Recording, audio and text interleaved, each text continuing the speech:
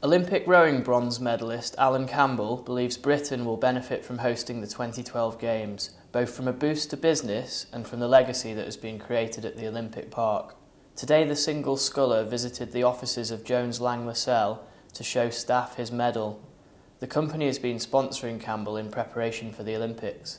Last Friday, the 29-year-old Northern Irishman won Team GB's first medal in the single sculls since 1928, before breaking down in tears with emotion during the medal ceremony.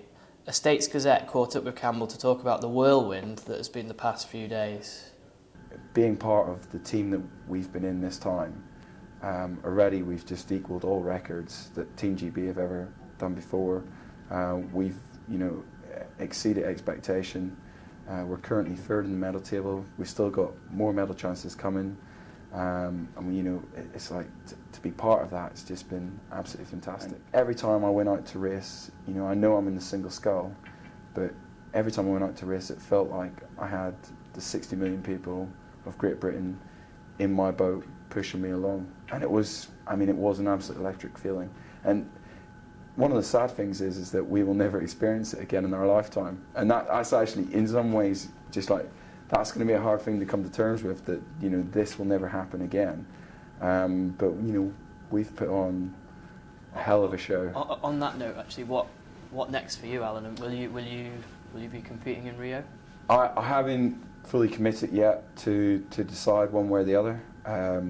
What I have to make sure is that my team are able to they're able to get behind me, and they're all happy with it as well, because this last year I only got married in September last year, and I've been away for 5 months of the year training, which isn't easy in the first year of marriage, and also then the other 7 months when I'm home I've just been preoccupied with the 3rd of August, the Olympic final, and in some ways then that sort of that way of thinking, when the 4th of August came, it was like, what do I do now? So it's very hard to sort of get your finger on it just right now.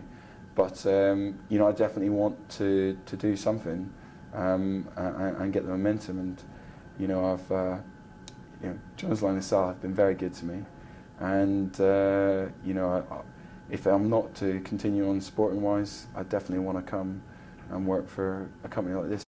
And obviously you've spent some time in the Athletes Village now, and you've used some of the facilities. What do you think of the legacy for this country and for London from what's been put on so far? What's really actually impressive about it is its location. In Athens, we were almost put up in a, they created a suburb as such for us, and it was very nice. There was lots of space, and facilities were great, but you kind of got that feeling that every time you went out of it, it was kind of quite hard to get anywhere because we were almost very out of it. And then in Beijing, it seemed like in a quite a busy area, but it did seem quite disconnected from the city centre.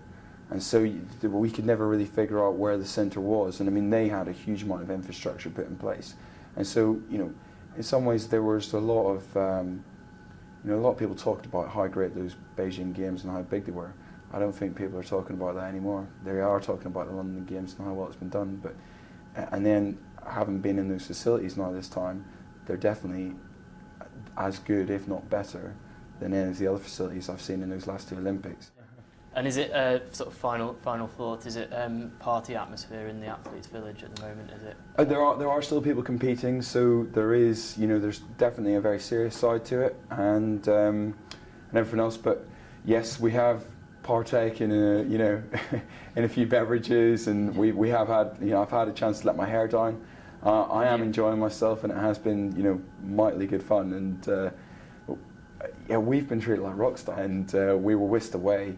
Myself and other rowing medalists, we had to go to several press conferences after that and go speak to the world's media. It was actually quite exciting, and just everyone asking your opinion, and you're like, yeah, well, you know, my opinion's the only one that matters right now, but it was, you know, you were made to feel the centre of attention.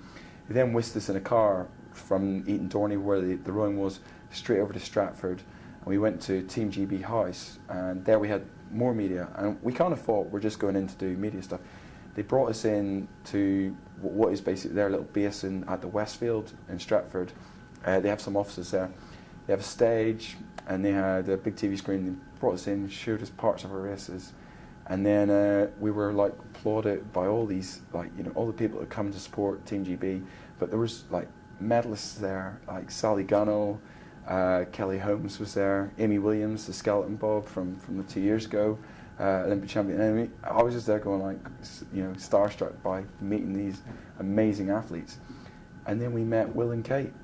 And it was just like, and then they were like, "Oh, can we have a photograph?" I'm like, "Oh, I'll have to ask my agent." No, it's just like, we were made to feel like total rock stars.